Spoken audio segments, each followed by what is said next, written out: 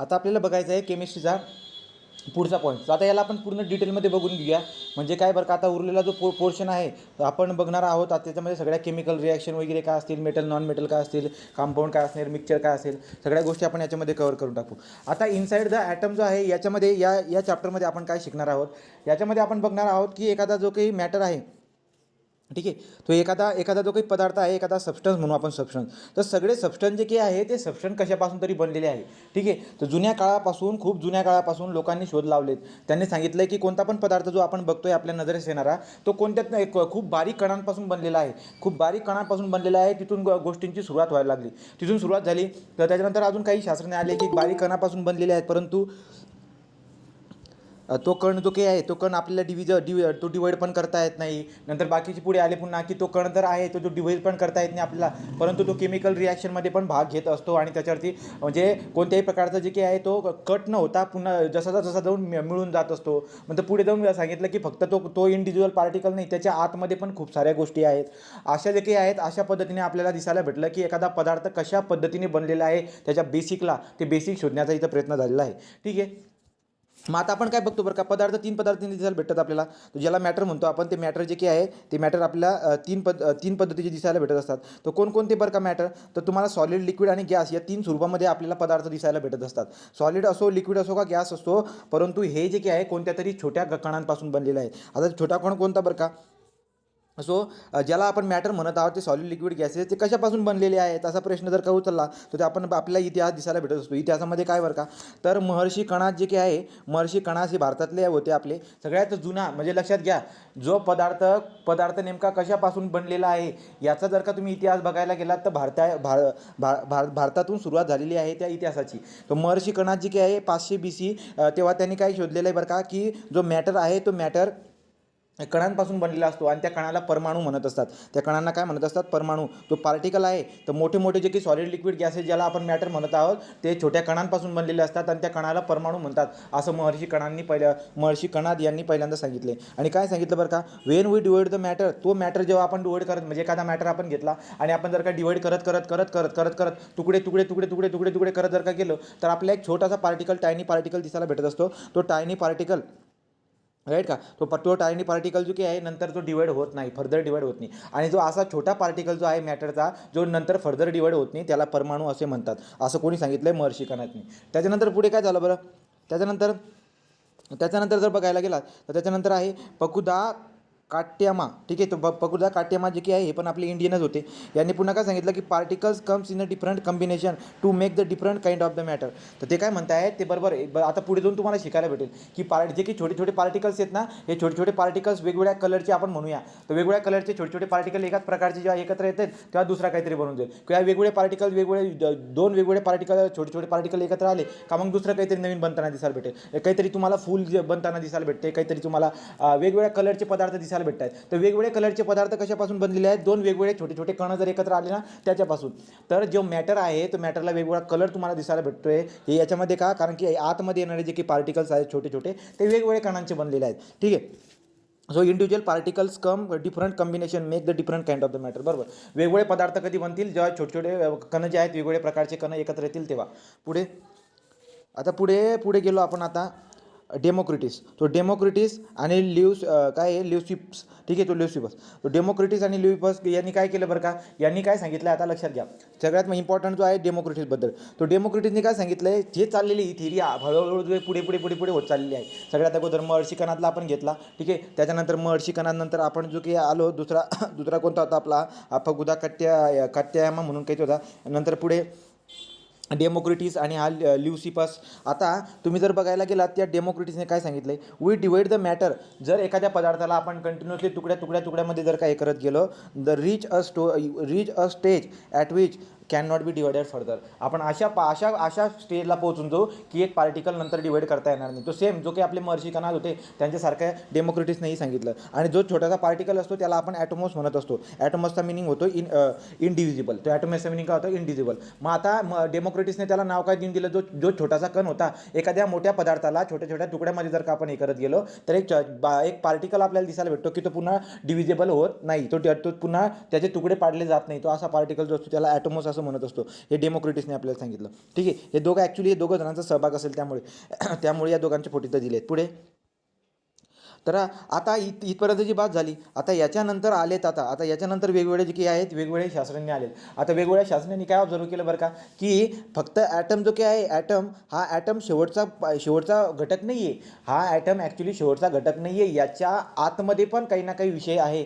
तो आता आपण पुढे फॉरवर्ड करत चाललेलो आहोत. तर इथपर्यंत जी बेसिक बात आपल्याला लक्षात आली. आता पुढे जाऊ आपण.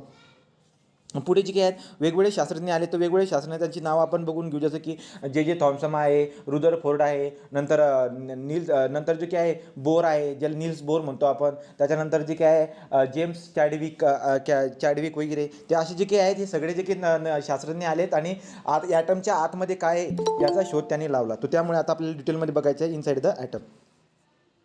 आता इनसाइड द ॲटममध्ये आपण बघू अजून काय काय बरं का. हे पान आपण सगळ्यात शेवट घेऊया. ठीक आहे, हे पान जे काही आहे सगळ्यात शेवट घेऊया, कारण की आपण अजून काही शिकलेलं नाही आहे. तर आपलं इथे असं चाललं आहे, तो त्याच्या अगोदर लगेच घेणं चुकीचं आहे. ठीक आहे, तर मग आता इंडियन फिलॉसॉफर कणादबद्दल आपण सांगितलं.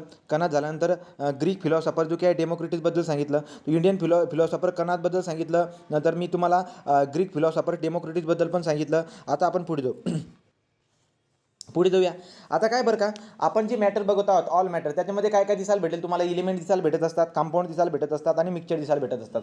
आपण जे पदार्थ आपल्याला दिसायला भेटतात नजरेमध्ये ते काय असू शकतात, ते तीन गोष्टीपैकी काही ना काही असू शकतात. एकतर एलिमेंट असू शकतील, एकतर कंपाऊंड असू शकतात किंवा मिक्सचर असू शकतात. हे तीनच गोष्टी आपल्या नजरेला दिसायला भेटत असतील. जसं की काय बरं का, जेव्हा आपण वॉटर म्हणतो तो वॉटर काय H2O आहे. H2O ज्याला आपण कंपाऊंड म्हणणार. आता कंपाऊंड काय असतो ते पुढे जाऊन आपण बघणार आहोत. तर आपण एलिमेंट म्हणजे काय हे पण आपल्याला आता सध्याला माहीत नाही आहे. कंपाऊंड म्हणजे काय हे पण आपल्याला सध्याला माहीत नाही. मिक्सचर म्हणजे आपल्याला फक्त मिक्सचर माहिती आहे. मिक्सचर म्हणजे काय, जसं की भाजी वगैरे बनवतो, लिंबू सरबत बनवतोय, भाजी बनवतोय, हे जे काही पदार्थ असतात असे, राईट का, तो त्याला आपण काय म्हणतो, तो मिक्सचर. म्हणजे कोणत्याही प्रकारचा असं प्रमाण वगैरे नाही आहे म्हणा, किंवा काहीतरी ते वेगळं झालं, तो वेगळ्या पदार्थाचा भाग झाला. ठीक आहे, तर all matter whether the element compound or mixture made up of the tiny particle. बरोबर आहे, तो इलिमेंट असो, कंपाऊंड असो, का कोणी असो, तो छोट्या कणांपासून बनलेला असतो. याची स्टोरी आपण अगोदर बघून घेतलेली आहे. ठीक आहे, तर पुढे काय दिसायला भेटते, all atom of the given element are identity. आता एक महत्त्वाची बात, आता इलिमेंट म्हणजे काय असतो हे आपल्याला माहीत नाही आहे. आपण इलिमेंटच्या चॅप्टरमध्ये शिकणार आहोत, पण बेसिक लेवलला गोष्टी काय लक्षात घ्या. आता मी जेव्हा इलिमेंट बोलतोय, तर इलिमेंटचा जो छोटासा कण जर मी बघितला ना, छोटासा कण मी बघितला, समजा हावाला कण, तर या कणाचा हा जो छोटासा कण, आपण जो इंडिव्हिज्युअल पार्टिकल म्हणत होतो मागे, जी आपण हिस्ट्री बघितली पूर्ण, काय बोललो आपण, की कोणत्या पण पदार्थाचा कापत जर गेला तर एक छोटासा इंडिव्हिज्युअल पार्टिकल असतो, त्याला ॲटॉमस म्हणतात. असा ग्रीक फिलॉसॉफर आपल्याला कोण सांगितलं, डेमोक्रेटिसने सांगितलं. मग आता हा जो इलिमेंट आहे, या इलिमेंटचा छोटासा पार्टिकल जो इनडिव्हिजिबल आहे, याचं जर का आपण ऑब्झर्व केलं, तर याचं ऑब्झर्व केल्यानंतर आपल्याला काय दिसायला भेटते, त्याचं वजन जे काही आहे, म्हणजे याच्यामध्ये असणारे सगळे पार्टिकल जे आहेत, ते सगळे पार्टिकलची साईज सेम आहे, सगळ्या पार्टिकलचं वजन पण सेम आहे, आणि सगळ्या पार्टिकलचे केमिकल प्रॉपर्टीज आहेत ते सुद्धा सेम आहे. तो सांगायचं तात्पर्य काय आहे, की एक इलिमेंट जेव्हा आपण बघत आहोत, इलिमेंटबद्दल बोलतोय, इलिमेंटमध्ये असणारा जो इंडिव्हिज्युअल पार्टिकल आहे त्याचा ऑब्झर्व जर केलं तर सगळे पार्टिकलची साईज सेम असते, सगळ्यांचं वजन पण सारखं असतं, आणि केमिकल प्रॉपर्टी देखील सारख्या असतात. तो एक बात तुमच्या लक्षामध्ये ठेवायची. ठीक आहे, नंतर पुढे काय, atom combine together in the fix whole number ratio. आता तुम्ही म्हणणार की यार हे असं कोण बोललं बरं का, की इलिमेंट कंपाऊंड वगैरे हे कोण बोललं, तर त्यासाठी वेगवेगळ्या थेऱ्या येतील. आपण एक थेरी आपण बघणार आहे. ठीक आहे, तर हे ॲक्च्युली हे जे काही पॉईंट आहे ते कोणाच्या तरी थेरीमधले आहेत, ते आता मधूनच मी टाकून दिलेत, पण तरी आपण बघून घ्या. मग हे पॉईंट मी आता काही वाचायचं नाही. आपण जाऊ आता डाल्टनची थेरी. आता आपण काय करूया, डाल्टनची थेरी. ॲक्च्युलीचे वरचे दोघं पॉईंट डाल्टनच्या थेरीमध्ये आहेत. मग आता आपण बघू, मला म्हणजे जे पानं जुडताना वरती इकडे तिकडे झाली. आता डाल्टनची थेरी काय बरं का, सगळ्यात अगोदर आपण बघून घेतलंय महर्षी कणाद झाला, डेमोक्रेटिस झाला, हे फेमस दोन शास्त्रज्ञांची नावं आपण घेतो, आणि आपण पुढे जातो आता डाल्टनची थेरी. आता डाल्टनची थेरी काय असते बरं का, तर डाल्टनची थेरी काय असते, डाल्टनने काय सांगितलं, की ठीक आहे, या हे जे की दोघं होते वरचे महर्षी कणाद आणि आपलं महर्षी कणाद आणि डेमोक्रेटिस, यांच्या थेरीला लागून काय म्हटला, की ठीक आहे, एखाद्या पदार्थात एक तो इलिमेंट असो, कंपाऊंड असो, का मिक्सचर असो, इलिमेंट कंपाऊंड असो का मिक्सचर असो, त्याचा छोटासा पार्टिकल जो असतो तो काय असतो हा सांगतो बरं का. आता याचे आपण काय बघणार आहोत, याचे आपण बघूया की यांनी काय काय पॉईंट सांगितले, की जे काही कंपाऊंड इलिमेंट किंवा मिक्सचर असतील यांचा छोटासा जो काही पार्टिकल असतो, याला जो काही आहे आपण काय म्हणतोय, आपण त्याला ॲटम म्हणतोय. ठीक आहे, त्याला आपण ॲटम म्हणतोय. परंतु आता आतमध्ये जर काय शिरला, तर आतमध्ये काय काय, आता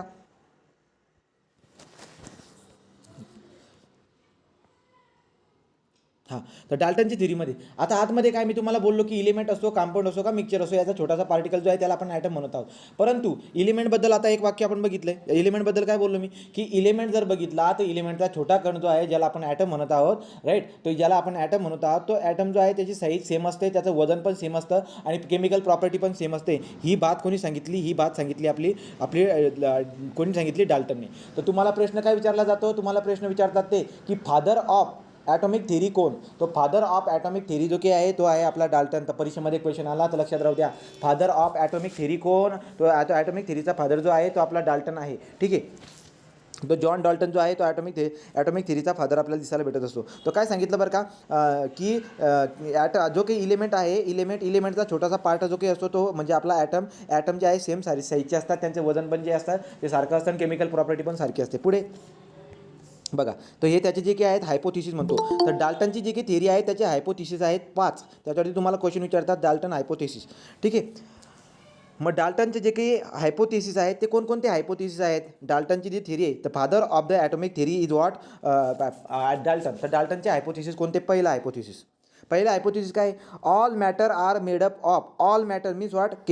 इलिमेंट, कंपाऊंड आणि मिक्सचर. इलिमेंट, कंपाऊंड, मिक्सचर ज्याला आपण म्हणतो मॅटर. तर all matter are made up of the tiny particle call as the atom. त्याला काय म्हणतो आपण? ॲटम म्हणत असतो. All matter are made up of the what. ठीक आहे, हे झालं पहिलं हायपोथिसिस. पुढे गेलो दुसरं हायपोथिसिस काय त्याचं? Atom are indivisible particle and can not be created or destroy in chemical reaction. हा दुसरा महत्त्वाचा पॉईंट आहे, लक्षात घ्या. ॲक्च्युली डाल्टनने जो काही आहे बेस घेतला होता, 2 शास्त्रज्ञाचा बेस घेतला होता. तो 2 शास्त्रज्ञाचा बेस काय होता तो पुढे तुम्हाला दिसायला भेटेल. यांनी काय सांगितलं, यांनी काय केलं, यांचा बेस काय होता की केमिकल रिॲक्शन जेव्हा होते, जसं की आपण काय करत असतो, समजा एखादा केमिकल दुसऱ्या केमिकलमध्ये टाकतो, त्याच्यात काय घडत असतं माहिती आहे का? या केमिकलमध्ये छोटा कण जो आहे त्याला पण आपण ॲटम म्हणतोय. याच्यामधला जो छोटा कण आहे याच्यामधला पण ॲटम म्हणतोय. तो हा जेव्हा मी याच्यामध्ये मिक्सर करतोय ना, तर तेव्हा काय होतं माहिती आहे का? तेव्हा काय दिसायला भेटते? हे दोघं एकत्र होतील परंतु तुटणार नाहीत. असं नाही होणार की बाबा हा ॲटम जो आहे इकडच्या याच्यामध्ये गेल्यानंतर ब्रेक होऊन जाईल, असं होत नाही. ना ब्रेक होत ना काही होत. सांगायचं तात्पर्य काय आहे? समजा हा एक डबडा आहे, याच्यामध्ये काहीतरी केमिकल आहे. हा एक डबडा आहे, याच्यामध्ये काहीतरी केमिकल आहे. याचं जर वजन बघितलं तर 2 ग्रॅम आहे, याचं वजन बघितलं तर 2 ग्रॅम आहे. तर जेव्हा दोघांना एकत्र करणार ना, तर याचं वजन किती होऊन जाईल? 4 ग्रॅम होऊन जाईल. याचा अर्थ काय झाला? याला म्हणतो आपण कन्झर्वेशन ऑफ मास. तो सांगायचं तात्पर्य काय आहे? ॲटम जो आहे तो इनडिव्हिजिबल पार्टिकल आहे, बरोबर, and can not be created or destroyed in the chemical reaction. त्या केमिकल रिॲक्शनमध्ये आपण ॲटमला तयार पण करू शकत नाही आणि त्याचे तुकडे पण करू शकत नाही. जेवढे ॲटम आहेत तेवढेच राहतील ते. लक्षामध्ये म्हणजे समजा या केमिकलमध्ये 15 ॲटम आहेत समजून घ्या, आणि इकडे किती आहेत? 16 ॲटम आहेत. तो 15 आणि 16 याचं जर टाकलं ना तर 31च ॲटम असतील, 32 ॲटम नाही होऊन जाणार किंवा 29 ॲटम नाही होऊन जाणार. एवढी बात तुमच्या लक्षामध्ये ठेवायची तुम्ही. लक्षात. तर जेव्हा पण आपण केमिकल रिॲक्शन करत आहोत तर केमिकल रिॲक्शन करत असताना ॲटम क्रिएट पण होत नाही आणि डिस्ट्रॉय पण होत नाही. एवढी बात लक्षात ठेवायची. हा झाला आपला हायपोथेसिस नंबर 2. किती झाले बरं का? ठीक आहे, हायपोथेसिस नंबर 2 झालं. तिसरा हायपोथेसिस काय डाल्टनच्या थिअरीचा? तो ते आहे, ठीक आहे, no new atom are form and no atom is a destroy. तो हा दुसऱ्या थिअरीचा हे आहे. पुढे घेऊ. तर पुढचा हायपोथेसिस काय? Atom of the given element are identical in mass and chemical property. तुम्हाला मी अगोदरच बोललो.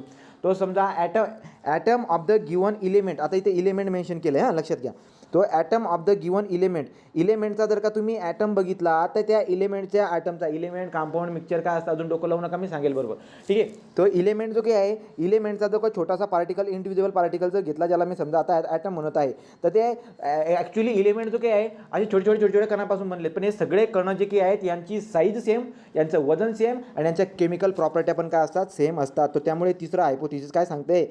Item of the element are identical in mass, chemical property and the साईजमध्ये, वजनामध्ये आणि केमिकल प्रॉपर्टीमध्ये हे इलिमेंटमधला जो ॲटम आहे तो काय असतो? आयडेंटिकल असतो. चला पुढे जाऊया. Atom of the different element have different masses, chemical property. ही बात आपली कव्हर झाली. पुढे जाऊ. Atom combine in the ratio small whole number to form the compound. आता लक्षात घ्या रे, कंपाऊंड काय असतो आता बोलून देतो बघा. इलेमेंट म्हणजे काय असते, इलेमेंट म्हणजे काय की ज्याच्यामध्ये सेम पार्टिकल्स आहेत. बघा इलेमेंट आता आपण वरती बघितलं ना डाल्टनच्या याच्यामध्ये काय बघितलं, इलेमेंट कोणाला म्हणतो, इलेमेंट हा असा मॅटर आहे जो सारखे कणांपासून बनलेला आहे. इलेमेंट हा असा पार्टिकल आहे जो सारखे कणांपासून बनले, ते कण पण कसे, सेम साईजचे, सेम मासचे आणि सेम केमिकल प्रॉपर्टीचे. मग आता काय, जेव्हा दोन इलेमेंट अधिक इलेमेंट, जेव्हा दोन इलेमेंट एकत्र येतात तेव्हा त्यांच्यापासून कंपाऊंड बनतो, तेव्हा त्यांच्यापासून काय बनतो, कंपाऊंड. लक्षात घ्या, कंपाऊंडचा जो छोटा कण असतो, कंपाऊंडचा जो छोटा कण असतो त्याला मॉलिक्यूल म्हणत असतो आणि इलेमेंटचा जो छोटा कण म्हणतो. आपण पुढे जाऊ, पुढे जशी थेरी शिकत जाऊ ना तसे नावं दिले जातात. जो कंपाऊंडचा जो छोटा आहे तो मॉलिक्यूल असतो, इलेमेंटचा छोटा जो काही असतो तो आपला ॲटम असतो. मी काय बोलतोय की दोन इलेमेंट जेव्हा एकत्र येतात तेव्हा त्यांचा कंपाऊंड बनत असतो, राईट. परंतु लक्षात घ्या, तुम्ही आता दोन इलेमेंटला एकत्र आणून कंपाऊंड बनवलं, मग तुम्ही म्हणणार की कंपाऊंडचा छोटा घटक कोण, मग छोटा घटक कोण असणार आहे बरं का, तर कंपाऊंडचा छोटा घटक जो काही असतो तो मॉलिक्यूल असतो. परंतु मॉलिक्यूल बनला कसा असतो बघा, याचा या इलेमेंट समजा हा हायड्रोजन आहे आणि हा जो आहे ना हा ऑक्सिजन आहे. तो हायड्रोजन आणि ऑक्सिजन आपण पाणी तयार करण्याचा प्रयत्न करूया. हायड्रोजन आणि ऑक्सिजन जर एकत्र आणत बनणार काय, याचं पाणी. याचा अर्थ काय झाला की वॉटर जे आहे आपलं कंपाऊंड असतो, वॉटर काय आहे, कंपाऊंड आहे, बरोबर आहे. परंतु पाणी बनलं कसं, पाणी तेव्हाच बनलं जेव्हा हे दोन इलेमेंट प्रोपोर्शनमध्ये आले. प्रोपोर्शनमध्ये आले म्हणजे काय, म्हणजे काय बरं का, समजा हा इलेमेंट होता, हा एक इलेमेंट होता, या इलेमेंटचा छोटा घटक जो आहे तो त्याचा जो काही ॲटम असेल, हायड्रोजनचा ॲटम आणि ऑक्सिजनचा ॲटम. तर लक्षात घ्या, हायड्रोजनचा ॲटम आणि ऑक्सिजनचा ॲटम जे आहेत ते काय होत असतात, प्रमाणामध्ये प्रोपोर्शनमध्ये एकत्र येतात. जसं की काय H2O म्हणतो मी, H2O म्हणजे काय, दोन हायड्रोजन आणि एक ऑक्सिजन, दोन हायड्रोजन आणि एक ऑक्सिजन या यांची ॲटम एकत्र आल्यानंतर H2O आपल्याला बनताना दिसायला भेटत असतो. त्यामुळे थेरी काय सांगतायत बघा आता थेरी काय म्हणतायत, atom combine in the ratio, atom जे आहेत ते रेशोमध्ये कंबाईन होतात, ठीक आहे, आणि whole number to form the what compound. तर लक्षात घ्या, होल नंबर, ॲटम कधी पण फ्रॅक्शनमध्ये राहत नाही, ॲटम कधी पण कंप्लीट असतो होल नंबरमध्ये. 2, 2, 3, 4 असे ॲटम असतात, ॲटम कधी पण फ्रॅक्शनमध्ये राहत नाही, ठीक आहे. तो काय सांगितलं बरं का मी आता इथे काय बघितलं आपण, atom combine in the ratio small whole number form the compound. आणि आपल्याला काय कंपाऊंड तयार होताना तो ॲटम जेव्हा एकत्र होतो त्याच्यापासून कंपाऊंड तयार होत असतो. ही बात तुमच्या लक्षामध्ये ठेवा. हे सगळे काय हायपोथेसिस आहेत. पुढचं हायपोथेसिस काय बरं का, तो बघा इथे दिली ती बात, atom combine in the ratio small whole number form the compound. तो हायड्रोजन आणि ऑक्सिजन प्रमाणामध्ये एकत्र आल्यानंतर तो मॉलिक्यूल बनतो आणि मॉलिक्यूलपासून कंपाऊंड बनत असतो. त्यांनी वाक्य अशा पद्धतीने ती लिहिलेली आहेत. पुढे काय, in relative number kind of the atom are constant in the given compound. In relative number kind of the atom are constant in the given compound. बरोबर आहे. आता मला सांगा, आपण आता जो हा कंपाऊंड बनवला, हा एक इलेमेंट कोणता, हा हायड्रोजन आहे, हा ऑक्सिजन आहे, याच्यापासून आपण H2O हा कंपाऊंड बनवला, बरोबर की नाही. मग आता याच्यामध्ये जर बघायला गेला तुम्ही काय, तर relative number of the kind of atom मला काय दिसायला भेटेल बरं काय, तो याच्यामध्ये H2Oचा मॉलिक्यूल दिसायला भेटणार. H2Oचा मॉलिक्यूल पूर्ण कंपाऊंडमध्ये जर का बघितलं तर H2Oचा मॉलिक्यूल तुम्हाला असे ॲटमपासून प्रमाणामध्ये जुळणी करून भेटणार आहे. तो हे काय सांगतायत आता,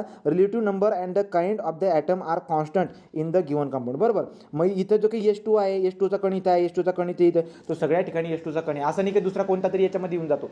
लक्षामध्ये, कंपाऊंड म्हणजे काय, एलिमेंट म्हणजे काय, एकदम डिटेलमध्ये कळेल. हे आता हायपोथेसिस सांगतोय, त्या हायपोथेसिस सांगताना तो प्रॉब्लेम होऊन जाईल. त्याने काय सांगितली बात ती मला सांगावी लागेल, पुढची कन्सेप्ट सांगून उपयोग नाही, ठीक आहे. पुढे काय, तर देअरफॉर आता आपण काय बघितलं बरं का, आपण बघितले तर जवळजवळ. मग तुम्हाला प्रश्न काय विचारतात, सगळ्यात पहिला प्रश्न बनून जातोय. सगळ्यात पहिला प्रश्न म्हणजे काय, एकतर इतिहासामध्ये जा की एखादा पदार्थ जो असतो त्या पदार्थाचा छोटासा कण जो असतो त्याला ॲटॉमस म्हणतात. हे कोणी सांगितलं, ग्रीक फिलॉसॉफर डेमोक्रेटसने. बरोबर. त्यांच्या अगोदर पार्टिकल इनडिव्हिजिबल असतो, छोटासा कण असतो, हे कोणी सांगितलं, महर्षी कणांनी सांगितलं, इंडियन फिलॉसॉफर. 1-2 झाले. तिसरं, तो father of the atomic theory कोणाला म्हणतो, डाल्टनला. तो John Dalton father of atomic theory आहे. त्यांच्या आता पुढचा प्रश्न काय असतो, लगेच पुढचा प्रश्न असतो की याची हायपोथेसिस सांगा. तर त्याचे हायपोथेसिस आपल्याला 2-3 हायपोथेसिस तरी लक्षात ठेवायला पाहिजे, राईट. आणि डाल्टनची थेरी कधी मांडली गेली ते पण लक्षात राहू द्या, 1803, ठीक आहे, 1803 AD. तर यावेळेस तुम्हाला काय दिसायला भेटतं आहे, 1803 मध्ये ही थेरी मांडलेली आहे. हायपोथेसिस एक हायपोथेसिस लक्षात ठेवायची की पदार्थाचा सगळ्यात छोटासा पाय, हे जो असतो छोटासा कण इनडिव्हिजिबल, त्याला आपण ॲटम म्हणत असतो. दुसरी हायपोथेसिस काय म्हणतात, तर दुसरी हायपोथेसिस काय सांगितलं तुम्हाला, हे सगळे हायपोथेसिस दिलेत बघा. हे वाले, ठीक आहे. सो ॲटम जो काय आहे तो इनडिव्हिजिबल पार्टिकल असतो आणि तो जो काय आहे केमिकल रिॲक्शनमध्ये तयार पण करता येत नाही आणि डिस्ट्रॉय पण करता येत नाही. दुसरं हायपोथिसिस झालं. तिसरं हायपोथिसिस आपण काय बघितलं बरं का, तर तिसरं हायपोथिसिस आपण बघितलं की जेव्हा आपण दोन इलिमेंट एकत्र करतो, त्या इलिमेंट एकत्र करून काय कंपाऊंड बनत आहे. तो कंपाऊंड बनत असतो, जो कंपाऊंड बनतो ॲक्च्युली त्याच्यामध्ये मॉलिक्यूल आहे, पण ते दोन ॲटम म्हणजे दोघी इलिमेंटचे जे ॲटम आहे ते इक्वल प्रोपोर्शनमध्ये एकत्र आलेले असतात. हे हायपोथिसिस आहे, राईट. आणि त्यांचे नंबर जर बघायला गेलात ते पण सारखे नंबर असतात. म्हणजे लक्षात येते का, H2O जर का बघायला गेलात ना, तर H2O त्या कंपाऊंडमध्ये H2O सेम प्रोपोर्शनमध्ये. असं नाही होत की हा मॉलिक्यूल H2Oचा याच्यामध्ये 2 हायड्रोजन आणि 1 ऑक्सिजन आला, तर दुसरा मॉलिक्यूल बघायला गेलात त्याच्यामध्ये 3 हायड्रोजन आणि 1, असं नाही राहत, राईट का. तो सेम प्रोपोर्शनमध्ये ॲटम एकत्र येतात, त्याच्यापासून मॉलिक्यूल बनत असतो आणि हे मॉलिक्यूल सगळ्या ठिकाणी अशाच पद्धतीने बनलेले असतात कंपाऊंडमध्ये, ठीक आहे. पुढे जाऊ. ही झाली आपली डाल्टनची थेरी. तो डाल्टनची थेरीमध्ये तुम्हाला लक्षात घ्या. मग आतापर्यंत आपल्याला काय शिकायला भेटलं, शिकायला भेटलं की जो पार्टिकल असतो त्याचा छोटासा जो की असतो त्याचा मॉडेल, तो डाल्टनचं जे मॉडेल आहे ते अशा पद्धतीने बनते. हे वाला अशा पद्धतीने म्हणजे काय बरं का, हे मॉडेल काय आहे बघा. याला मी पूर्ण कलरमध्ये भरतो आहे, हे तुम्ही समजून घ्या. हे पूर्ण कलरने भरलेलं म्हणजे काय, आता तुम्ही एखादा पदार्थाला तुकडा करत गेलात आणि छोट्याशा पार्टिकलला बघायला गेलात, अशा पद्धतीने त्याला तुम्हाला दिसायला भेटते. याच्यामध्ये पूर्ण हिरवा कलर भरलेला आहे, असं अजून करून चाला. तो एका टायनी पार्टिकल इंडिव्हिज्युअल पार्टिकलचं जे मॉडेल आहे ते मॉडेल अशा पद्धतीने बनलं, ठीक आहे. तो डाल्टन ॲटॉमिक मॉडेल अशा पद्धतीने दिसायला आहे. याला पूर्ण मी गर्द करू शकत नाही, पण तुम्ही आज समजून घ्या. पूर्ण डार्क आहे तो हिरवा कलर, ओके. चला पुढे जाऊ. आता पुढे जाऊ आपण, ठीक आहे. तो जॉन डाल्टनबद्दल झाला. आता डाल्टनबद्दल ॲटॉमिक थेरी. आता तुम्हाला सांगायचं का, तर डाल्टनने जे ना ॲक्च्युली जे काही हायपोथिसिस मांडले ते 2 लॉच्या बेसवरती. एक law of conservation of mass in a chemical reaction. लक्षात घ्या, law of conservation of mass in chemical reaction. हा नियम कोणी शोधला, हा लॉ कोणी शोधला, हा लॉ शोधला लेवोइझर, ठीक आहे. लेवोइझर. तर लेवोइझरने मांडला होता की केमिकल रिॲक्शनमध्ये कोणत्याही प्रकारचा मास, म्हणजे लक्षात घ्या, इकडे जर का समजा 2 ग्रॅम असेल, इकडे जर का समजा 3 ग्रॅम असेल आणि दोघं एकत्र जर केले तर दोघं एकत्र झाल्यानंतर 5 ग्रॅम होतील. असं नाही होणार की 6 ग्रॅम होऊन जातील किंवा 4 ग्रॅम होऊन जाईल, राईट की नाही. हा केमिकल रिॲक्शनचा law of conservation of mass कोणी सांगितला आपल्याला, तो सांगितला होता लेवोइझरने. तर याचा बेस घेतला होता कोणी, डाल्टनने. हा एक बेस घेतला होता, ठीक आहे. हा बेस घेतला होता आणि याच बेसला वापरून त्याने तिसरं का चौथं हायपोथिसिस दिलं होतं, बरोबर. आणि काय, लॉ ऑफ कॉन्स्टंट प्रोपोर्शन. आपण बोललो होतो ना की 2 इलिमेंट एकत्र येतात तर त्याच्यामधले ॲटम जे आहेत ते प्रोपोर्शनमध्ये मिळत असतात, त्यापासून कंपाऊंड बनत असतो. असं बघितलं तर ते हायपोथिसिस होतं डाल्टनचं. मग सांगायचं तात्पर्य काय आहे की डाल्टनने जे हायपोथिसिस मांडले होते ते जे की 3 आपले शास्त्रज्ञ, डेमोक्रिटस झाला, राईट का, डेमोक्रिटस झाला, लेवोइझर झाला, नंतर प्रॉस्ट झाला. तर हे जे काही शास्त्रज्ञ आहेत यांचे जे सिद्धांत आहेत, law of constant proportion in the chemical reaction, हे सगळे शोधले गेले होते. तर यांचा वापर करून त्याने ती थेरी मांडली होती. तो फादर ऑफ ॲटॉमिक थेरीवाला तो आहे. कशाच्या बेसवर होते ते पण तुमच्या लक्षामध्ये ठेवायची बात, ठीक आहे. पुढे जाऊ. आता ठीक आहे. आता बघा हे काय आहे ते तुम्हाला सांगा. तर मी काय सांगत होतो, जो लॉ कन्झर्वेशन ऑफ मास ज्याला म्हणतो ना आपण, ते दिलं आहे मी याच्या ठिकाणी. जसं काय बरं का, हा हायड्रोक्लोरिक ॲसिड आहे, याचे 2 हे आहेत. नंतर हा काय आपला हा सोडियम हायड्रॉक्साईड आहे, याचे किती आहेत, हे 3 आहेत. तर जेव्हा त्यांच्यापासून सोडियम क्लोराईड बनेल ना, ते हे एकाच्या पद्धतीने बनून जातील, ती एकत्र दिसायला भेटतील अशा पद्धतीने. म्हणजे इकडे किती होते, हे 2 आहेत, इकडे 3 आहेत, तर इकडे पण येताना किती 2 आणि 3. म्हणजे लक्षात दे का तुमच्या, तर इकडे जर का 5 ॲटम असेल ना, तर काही बनवलं बी ना तुम्ही तर 5च ॲटम असेल. असं नाही होणार की एक ॲटम कमी झाला आणि दुसरे ॲटम ॲड झाले. समजतंय का रे. डाल्टनच्या थेरीमधला हा सिद्धांत कळतोय का, की इकडेचे नंबर ऑफ ॲटम जेवढे असतील ना, तर जो प्रोडक्ट बनत आहे केमिकल रिॲक्शन होऊन त्याच्यामध्ये पण नंबर ऑफ ॲटम तेवढेच असतील. लक्षात द्या, हा ही थेरी आहे.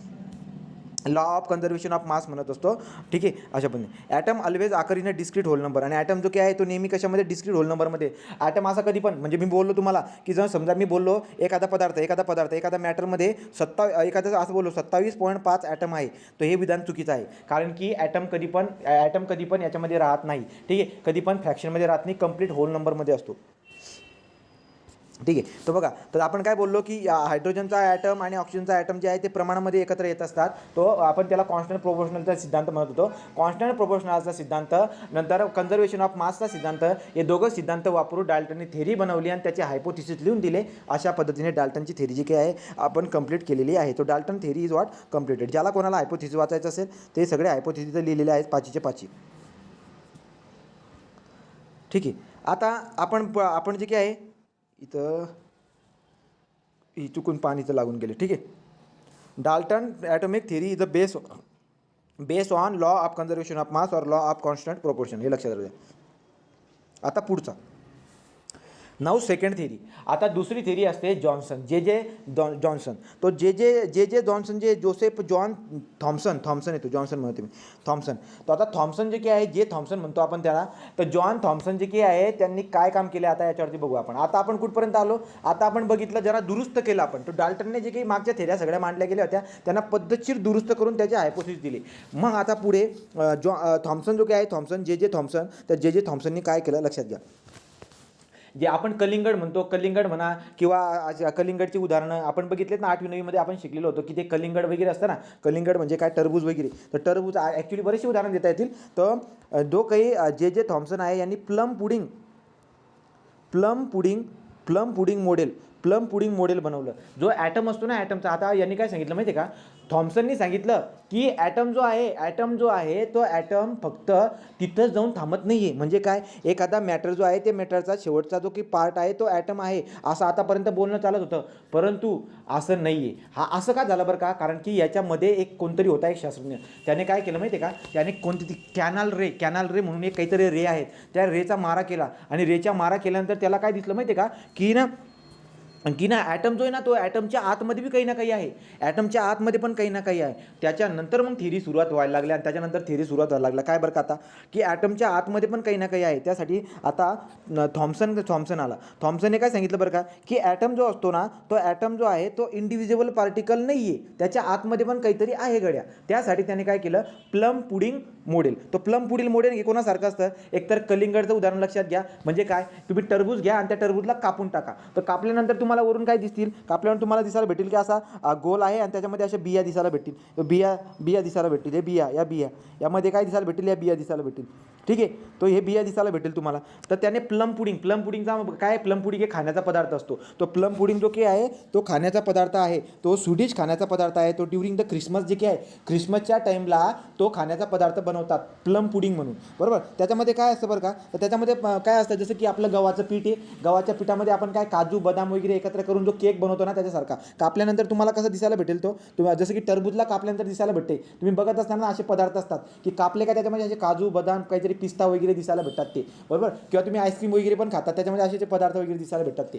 तर मग प्लम पुडिंग मॉडेल काय होता, प्लम पुडिंग मॉडेल असा होता, त्याने काय सांगितलं की जो काही आपला ॲटम आहे, त्या ॲटममध्ये काही ना काही आहे.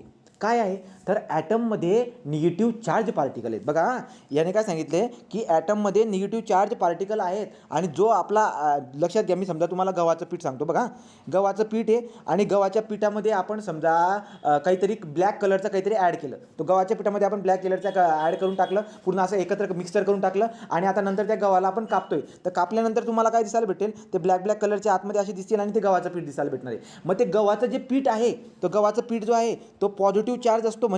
आणि आतमध्ये जे काही येत ना, ते आतमध्ये जे तुम्ही ब्लॅक कलरचे जे पदार्थ टाकलेत ना, समजा ब्लॅक कलरचा काजू टाकला किंवा ब्लॅक कलरच्या बिया टाकल्या, तर त्या ब्लॅक कलरच्या बिया जे येतात ते निगेटिव्ह चार्ज असतात. तर ही असं कोणी सांगितलं, असं सांगितलं आपल्याला थॉम्सनने. तो मग बघा, थॉम्सनने काय केली, प्लम पुडिंग मॉडेल म्हणजे काय, त्यांनी काय सांगितलं की प्लम पुडिंग जो की पदार्थ असतो ना, त्याला कापल्यानंतर जे आपल्याला दिसायला भेटतं ना, तर तसा ॲटमचं स्ट्रक्चर असतं म्हणे, तसं ॲटम असतं म्हणे. तो ॲटममध्ये तो जो काही पदार्थ असतो बाहेरचा, तो पॉझिटिव्ह चार्ज असतो. आणि आपण जे प्लम ॲड केलेत, प्लम म्हणजे काय, काजू बदाम पिस्ता किंवा तुम्ही टरबूजला कापल्यानंतर ज्या बिया दिसतात ना, त्या बिया काय आहेत, त्या बिया निगेटिव्ह चार्जेस आहेत. आणि जो लाल कलरचा जो पूर्ण हे असतो तो पॉझिटिव्ह चार्जेस. तुम्हाला कळतंय का मी काय सांगतोय रे, तुम्हाला कळतंय का? तर लक्षात घ्या. तर तो लाल रेड कलरचा जो पोर्शन असतो, तो पुरा आतमध्ये रेड कलरचा जो पोर्शन आहे, त्याच्या आतमध्ये असणाऱ्या ज्या बिया आहेत, त्या बिया निगेटिव्ह चार्जेस असतात. आणि रेड कलरचा जो पोर्शन आहे तो पॉझिटिव्ह चार्जेस असतात. आणि हे जे काय आहेत दोघं इक्वली काय असतात, ते दोघं इक्वल प्रोपोर्शनमध्ये असतात, दोघं इक्वली असतात. त्यामुळे तो टरबूज जो काही आहे, म्हणजे त्यामुळे जो ॲटम असतो, तो ॲटम काय असतो म्हणे, इलेक्ट्रिकली न्यूट्रल असतो. बघा काय सांगितलं यांनी, की ॲटम जो आहे तो एखाद्या टरबूजच्या स्ट्रक्चरसारखा, किंवा बुंदीचा लाडू घ्या ना तुम्ही. तर बुंदीचा लाडू जर घेतला, त्या बुंदीच्या लाडूमध्ये तुम्ही बुंदी अशा पद्धतीने जोडलेली असते, राईट. आता आपण काय केलं, वेगवेगळ्या कलरचं हे केलेलं आहे. तर कापल्यानंतर तुम्ही जर वरून बघितलं, तुम्हाला अशा आतमध्ये बुंदी वगैरे दिसायला भेटेल. तर तेच यांची थेरी काय होती, मग आता यांची थेरी अशी होती की निगेटिव्ह चार्जेस जे काही असतात ते इम्बेडेड असतात पॉझिटिव्ह चार्जमध्ये. Negative charges are embedded in the positive charges atom. तो negative charge are embedded in the positive charges atom. तो पॉझिटिव्ह चार्जेस ॲटमच्या आतमध्ये, लक्षात घ्या ॲटममध्ये तो पूर्ण जो लाल कलरचा पोर्शन बियांना मी हे करून सांगितलं ना तुम्हाला ते, राईट. तर अशा पद्धतीने थेरी होती कोणाची, थॉम्सनची. तर थॉम्सनची ही जी की थेरी मांडली गेली, ही थेरी कधी मांडली गेली, तर ही थॉम्सनची थेरी 1904 मध्ये त्यांनी ही थेरी मांडली आणि या थेरीसाठी त्यांना नोबेलचा पुरस्कारसुद्धा देण्यात आला. ठीक आहे. तर तुम्हाला कळतं आहे का आता, याच्या अगोदर डाल्टनच्या थेरीपर्यंत काय होतं की ॲटम जो आहे तो इंडिव्हिजिबल आहे अशी बात केली गेली होती, परंतु थॉम्सनने सांगितलं की ॲटम जो आहे तो ॲटम इंडिव्हिजिबल नाही आहे, त्याच्या आतमध्ये पण काहीतरी आहे. तर त्याच्या आतमध्ये काय आहे आणि त्यांचा मॉडेल कसा बनला, अशा पद्धतीने त्यांचा मॉडेल बनला. ठीक आहे. तो positive negative positive negative negative positive, right, positive negative अशा पद्धतीने आतमध्ये आहे असं कोणी सांगितलं, असं सांगितलं बाबा थॉम्सनने. चला लक्षात आलं का रे थॉम्सनची थेरी. तो थॉम्सनने सांगितलेलं जे काही आहे लक्षात घ्यायचं. थॉम्सनने जो ॲटमचा मॉडेल बनवला त्या मॉडेलला काय म्हणतात, प्लम पुडिंग मॉडेल. प्रश्न जे काय काय बनतील सांगतोय आता. जे थॉम्सन यांनी 1904 मध्ये ॲटॉमिक मॉडेल थेरी पुन्हा मांडली, पुन्हा दुरुस्त करून मांडली. काय सांगितलं की ॲटम इंडिव्हिजिबल नाही आहे, त्याच्या आतमध्ये काहीतरी आहे. काय आहे तर त्यासाठी त्यांनी प्लम पुडिंग मॉडेल बनवला. तर लक्षात घ्या ॲटॉमिक थेरीला रिलेट केलं प्लम पुडिंग मॉडेलला. तर जो काही बादाम पिस्ता जो असतो त्याला प्लम म्हणतात. याच्यामध्ये कोणती आहे ते स्वीडिश, याच्यामध्ये तो खाण्याचा पदार्थ असतो ॲक्च्युली प्लम पुडिंग. तो त्याने काय सांगितलं की जे काही आजूबाजूचं जे काही हे आहे ज्याला आपण हे म्हणतो, जसं की एखादं फळ घ्या ना, फळ असतं खूप साऱ्या बिया आहेत त्याच्यामधले, तर त्या बिया ज्या तर म्हणजे निगेटिव्ह चार्जेस असतात आणि आजूबाजूचा जो काही पोर्शन आहे ना तो त्याला काय म्हणतो आपण, पॉझिटिव्ह चार्जेस. तर सांगायचं तात्पर्य काय, ॲटममध्ये पॉझिटिव्ह चार्जेसच्या आतमध्ये निगेटिव्ह चार्जेस इम्बेडेड असतात बुवा, असे पसरलेले असतात इकडे तिकडे, असं त्यांनी सांगितलेलं होतं. ठीक आहे. तो ही बात तुमच्या लक्षामध्ये राहू द्या. तर एक्झाम्पल खूप सारे देता येतील याच्याबद्दल. थॉम्सनच्या मॉडेलला रिलेट करण्यासाठी प्लम पुडिंग मॉडेल, टरबूजचं किंवा लाडू, राईट का, लाडू आपला जो काही लाडू असतो बुंदी लाडूचं एक्झाम्पल पण तुम्ही देऊ शकता त्याच्यामध्ये. तर झाले. सो देअरफॉर यांनी काय सांगितलं, फायनली काय सांगितलं की आपला ॲटम काय असतो रे, ॲटम इलेक्ट्रिकली काय असतो, atom is what, electrically neutral.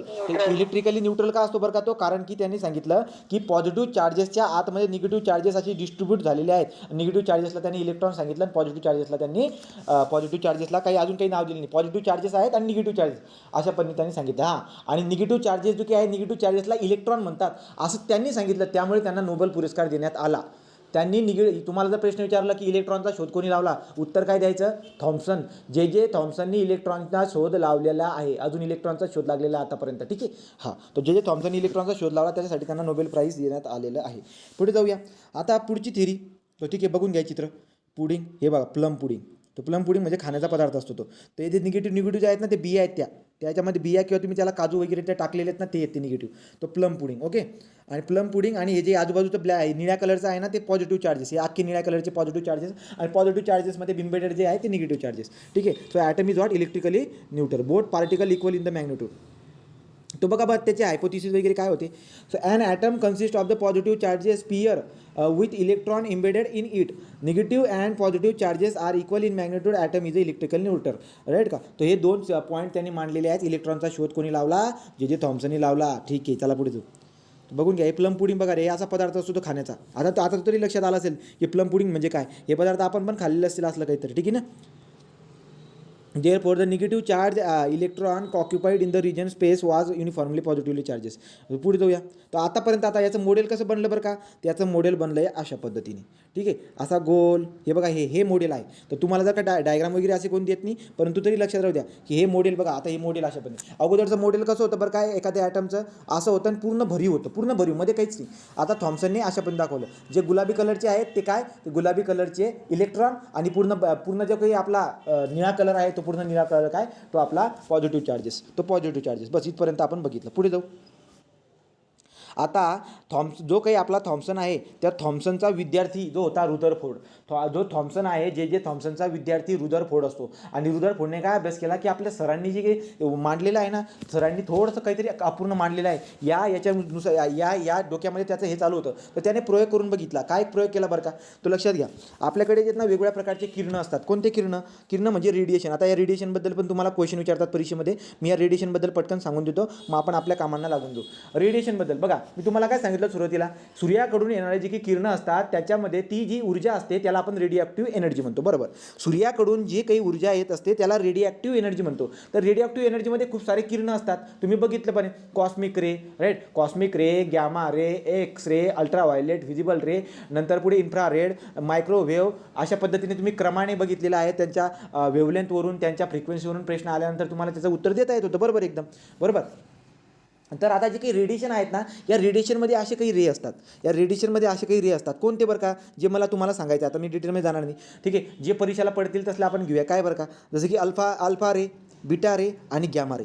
बरोबर. अल्फा, बीटा, गॅमा या तिघांपैकी तुम्हाला कोणता रे माहिती रे? या 3 रे जे तुमच्यासमोर, तो रेडिओ जे काही एखादा रेडिओ म्हणजे काय, जो इमिशन करत असतो. रेडिओ पदार्थ कोणाला म्हणतो मी, जो इमिशन करत असतो. इमिशन करत असतो म्हणजे काय, एखाद्या लोखंडाला गरम करण्याचं ठेवून द्या तर तुम्हाला असे इमिशन दिसायला भेटतात. बरोबर का. किंवा उन्हाळ्यामध्ये जमीन जे ना, जमीन तापलेली अशा पद्धतीने तुम्हाला असं दुरून जर बघितलं ना, असं दिसायला भेटते की यार हे काय चालू आहे, असं जमीन तर शिलकताना दिसते तुम्हाला, तर ते ॲक्च्युली इमिशन असतं. आलं लक्षामध्ये. आणि ते इमिशन म्हणजे इलेक्ट्रो काय आहे आपलं, तर ते जे काय रेडिओ रे असतात. ठीक आहे. तर ते रेडिओ रेमध्ये अल्फा रे, बीटा रे आणि गॅमा रे असतात. या 3 रे पैकी तुम्ही कोणतं नाव ऐकलेलं आहे आतापर्यंत आणि त्याच्याबद्दल तुम्ही अभ्यास केलाय, सांगा पटकन. Gamma, right. तर गॅमाबद्दल तुम्ही अभ्यास केला. गॅमाबद्दल तुम्ही काय अभ्यास केला बरं का, गॅमाबद्दल तुम्ही अभ्यास केला आहे की गॅमा रेची जी वेव्हलेंथ असते ती वेव्हलेंथ कमी असते. गॅमा रेची वेव्हलेंथ कमी असते, फ्रिक्वेन्सी जास्त असते आणि एनर्जी पण जास्त असते.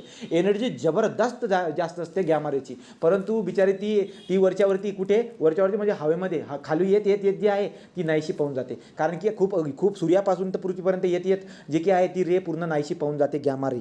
ठीक आहे. अशा पद्धतीने आपण ते बघितले. मग आता अल्फा रे आणि बीटा रे काय आहे हे आपण समजून घेऊया. का बरं का, कारण की रुदरफोर्ड 1911 रुदरफोर्डने जो काही जो ॲटॉमिक मॉडेल बनवलेला आहे त्याच्यामध्ये अल्फा रेचा त्याने वापर केला आहे. तो परीक्षेमध्ये प्रश्न विचारून घेतात. काय विचारतात की अल्फा रेचा शोध कोण लावला. ॲक्च्युली अल्फा रेचा शोध त्याने लावला नाही, पण प्रश्न असा विचारलेला आहे MPSC मध्ये एकदा, अल्फा रेचा शोध कोण लावला असं नाही. ॲक्च्युली अल्फा रेचा शोध अगोदर लागला आहे, अल्फा रेचा वापर त्यांनी केलेला आहे, पण त्यांनी विचारला होता की अल्फा रेचा शोध कोणी लावलेला आहे. तर तुम्हाला उत्तर जे काही रुदरफोर्ड तिथे जायचं होतं. ठीक आहे. तर आता अल्फा रे, बीटा रे आणि गॅमा रे हे काय असतात यांच्या डिटेलमध्ये जाण्याचा आपण प्रयत्न करूया. तर लक्षात घ्या, अल्फा रे, बीटा रे आणि गॅमा रे हे रेडिओ रे आहे. बरोबर. तो रेडिओ रे म्हणजे इमिशनमध्ये दिसायला भेटत असतात. ओके. आता काय बरं का, अल्फा रे, बीटा रे आणि गॅमा रेबद्दल काय दिसायला भेटत असतं. अल्फा रे म्हणजे एक पार्टिकल असतो. अल्फा रे काय असतो, पार्टिकल असतो. बीटा रे जर बघायला गेलं तर बीटा रे काय असतो बरं का, बीटा रे पण थोडासा म्हणजे मामूलिक म्हणून आपण छोटासा पार्टिकल आहे बीटा रे पण. परंतु गॅमा रे काय, चला सांगा बरं का, गॅमा रे काय असतं रे.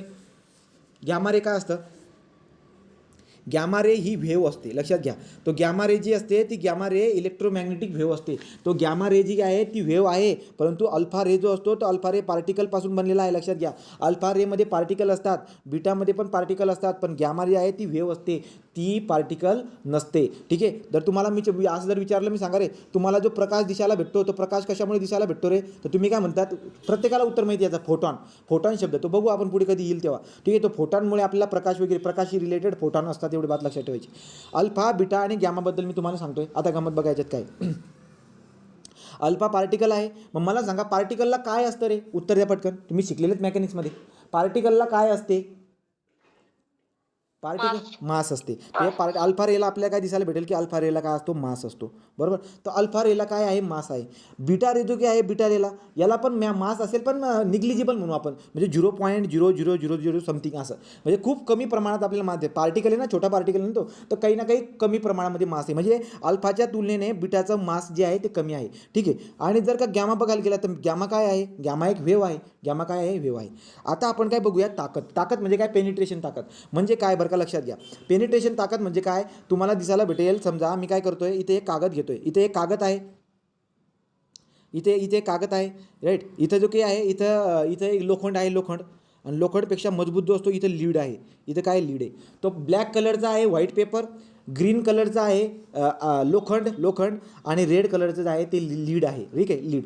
आता जर का समजा तुम्ही अल्फा, बीटा आणि गॅमा हे तिघं रेचा मारा जर का केला ना, काय दिसायला भेटतं माहिती आहे का, अल्फा रे जो आहे ना, अल्फा रे बिचारा कागदावरती थांबून जातो.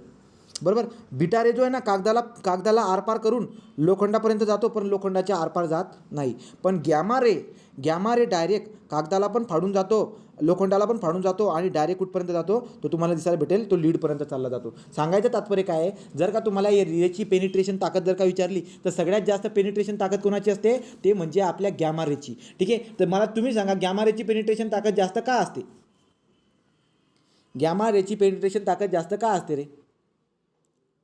कारण गॅमा रेची फ्रिक्वेन्सी जास्त असते त्यामुळे एनर्जी जास्त हां, असते. तर गॅमा रेची फ्रिक्वेन्सी जास्त आहे आणि ज्याची फ्रिक्वेन्सी जास्त त्याची एनर्जी जास्त, त्यामुळे गॅमा रे सगळ्यांना आरपार करत चालला जातोय, बरोबर. परंतु आता लक्षात घ्या, जो काही आपला अल्फा रे आहे, हा अल्फा रे नेमका कसा बनलेला आहे? आपण तर बोललो त्याला पार्टिकल येतो, पण तो पार्टिकल कसा बनलेला आहे? तर तो दोन प्रोटॉन आणि 2 न्यूट्रॉन. आता प्रोटॉन न्यूट्रॉन म्हणजे बघू पुढे जाऊन, पण आता माहिती आली सांगून देतो. 2 प्रोटॉन आणि 2 न्यूट्रॉन यांच्यापासून बनलेला असतो हा कोण? आपला अल्फा. ठीक आहे. तो अल्फा जो काही आहे 2 प्रोटॉन आणि 2 न्यूट्रॉननी काय होऊन जातो? बनलेला असतो. आणि हा जो काही आहे स्ट्रॉंगली आयोनायझेबल आहे. आयोनायझेबल म्हणजे काय? डिसोसिएटेड. तर लक्षात घ्या, अल्फा रे जो काही आहे तो अल्फा रे तुकडे पटकन होऊन जातील. अल्फा रे म्हणजे तुकडे होणं म्हणजे काय? 2 प्रोटॉन वेगळं आणि 2 न्यूट्रॉन वेगळं असं होऊन जात असते. ठीक आहे. सांगायचं तात्पर्य काय आहे? अल्फा रेमध्ये प्रोटॉन आणि न्यूट्रॉन असतात. संख्या किती? 2 प्रोटॉन. म्हणजे अल्फा रेचा एखादा पार्टिकल जर घेतला तर त्याच्यामध्ये 2 प्रोटॉन आणि न्यूट्रॉन असतात आणि तो इझिली काय होतो? इझिली ब्रेकडाऊन होऊन जातो, आयोनायझेबल असतो, बरोबर. पण तुम्ही जर का बीटा रेकडे गेलात, बीटा रेची पेनिट्रेशन ताकद जास्त आहे, पेनिट्रेशन ताकद जास्त आहे, पण आयोनायझेबल जे ना, आयोनायझेबल म्हणजे काय? तुकडे होणे. तर याला जर तर तुकडे करायला घेतलं ना, तर याचा तुकडा जो आहे ना कमी, म्हणजे आयोनायझेबल व्हायची ताकद कमी आहे याची, बीटाची. कोणापेक्षा? अल्फापेक्षा. पेनिट्रेशन व्हायची ताकद जास्त आहे अल्फापेक्षा बीटाची, परंतु आयोनायझेबल व्हायची ताकद, आयन म्हणजे तुकडे होण्याची ताकद जी आहे ना, ती अल्फापेक्षा कमी आहे बीटाची. ठीक आहे. बीटामध्ये काय असतं? बीटा पण एक पार्टिकल, पण छोटा पार्टिकल आहे. तो कशापासून बनलेला असतो? तो beta particle is consist of only electron. कशापासून? फक्त इलेक्ट्रॉनपासून बनलेला असतो. अल्फा पार्टिकल कशापासून बनलेला असतो रे? अल्फा पार्टिकल जो बनलेला असतो आपला, तो दोन प्रोटॉन आणि 2 न्यूट्रॉनपासून बनलेला असतो, छोटासा अल्फाचा कण, राईट का. बीटाचा कण कशापासून बनलेला असतो रे? बीटाचा कण फक्त इलेक्ट्रॉनपासून बनलेला असतो. तो बीटाचं जर का तुम्हाला पेनिट्रेशन ताकद विचारली तर तुम्ही काय म्हणायचं? अल्फापेक्षा पेनिट्रेशन ताकद त्याची जास्त आहे, पण आयनायझेबल व्हायचं, डिसोसिएट व्हायची ताकद जी आहे, तुकडे व्हायची ताकद, ती कमी आहे, राईट का, ती कमी आहे. आता गॅमाबद्दल काय शिकलात तुम्ही?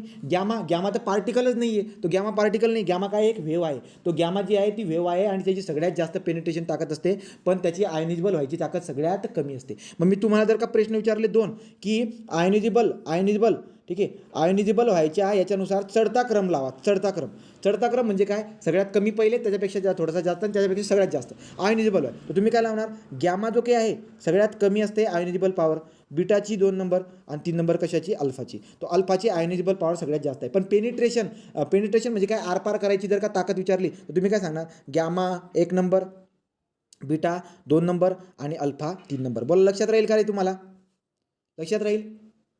हां. आता जर का मी तुम्हाला असा प्रश्न विचारला की कोणत्या रेला वजन राहत नाही? द रे विच वजन नाही आहे, मास नाही आहे. कोणाला मास नसते बरं सांगा? मास कोणाला नसतं? कोणाला मास नसेल बरं का? नेहा उत्तर दे. मास कोणाला, कोणत्या रेला मास नसणार? कोणता रेला मास नसणार? अल्फा काय आहे? पार्टिकल आहे. पार्टिकलला काय असते? मास असते. बीटा काय आहे? पार्टिकल आहे. पार्टिकलला काय असते? मास असते. पण गॅमा जो काही आहे, गॅमा वेव्ह आहे, पार्टिकल नाही आहे, त्यामुळे गॅमा रेला मास नसते. लक्षात राहू द्या, गॅमा रेला मास नसते. लक्षात येते का तुमच्या? लक्षात येते रे?